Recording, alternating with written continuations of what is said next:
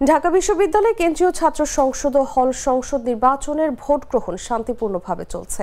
মঙ্গলবার সকাল ৮টা থেকে ভোট গ্রহণে শিক্ষার্থীরা অংশ নিচ্ছেন উৎসবমুখর পরিবেশে।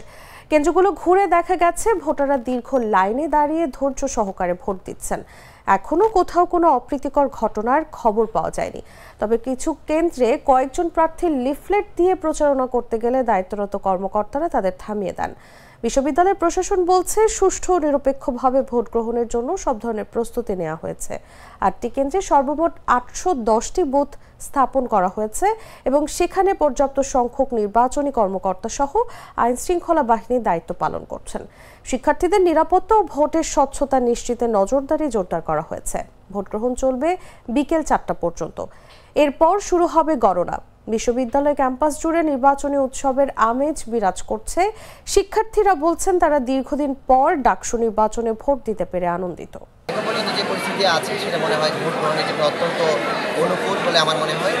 যদি এই ধারা ধরে রাখা যায়, এই পরিবেশ ধরে রাখা যায়, তাহলে আমরা আশা করি শেষ পর্যন্ত একটা ভালো ভোট গ্রহণ সম্পন্ন হবে। নিরাপদ ক্যাম্পাস নির্মাণের মাধ্যমে, গণতান্ত্রিক ক্যাম্পাস নির্মাণের মাধ্যমে একটি গণতান্ত্রিক বাংলাদেশ উপহার দিতে চাই এবং গণতান্ত্রিক বাংলাদেশ নির্মাণের জন্য যে ফেব্রুয়ারি নির্বাচন, সেই নির্বাচনের জন্য একটি পজিটিভ বার্তা এই ডাকসু থেকে ঢাকা বিশ্ববিদ্যালয়। আমরা আশাবাদী আজকেও শিক্ষার্থীরা সুশৃঙ্খলভাবে ভোট দিয়ে তাদের যোগ্য প্রতিনিধি নির্বাচন করবেন। আর শিক্ষার্থীদের ভোটের মাধ্যমে যে প্রতিনিধি নির্বাচিত হবেন তাকে সবাই স্বাগত জানাবে, এটাই স্বাভাবিক। আমরা দেখলাম যে সকালবেলা থেকে কিন্তু এই কেন্দ্রে গিয়ে অনেকে সকাল সকাল কেন্দ্রের মধ্যে বুথ পর্যন্ত চলে গিয়েছিলেন। তো এটা আমার মনে করি যে আচরণবিধির লঙ্ঘন এবং প্রশাসন এখনো পর্যন্ত কিন্তু কোনো বিষয়গুলো আমলে নিচ্ছে না।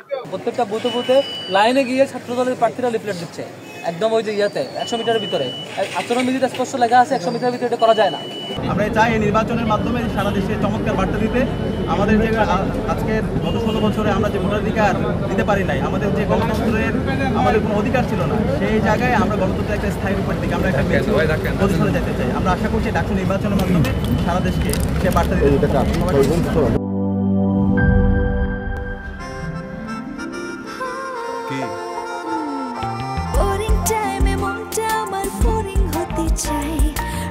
চাটনির দারুণ স্বাদে কোথায় যে হারায় টক ঝাল মিষ্টি স্বাদে মনটা মেতে ওঠে প্রাণ চাটনির দারুণ স্বাদে কোথায় যে হারায় প্রাণ চাটনির দারুণ স্বাদে। প্রাণ চাটনি, স্বাদের জাদু।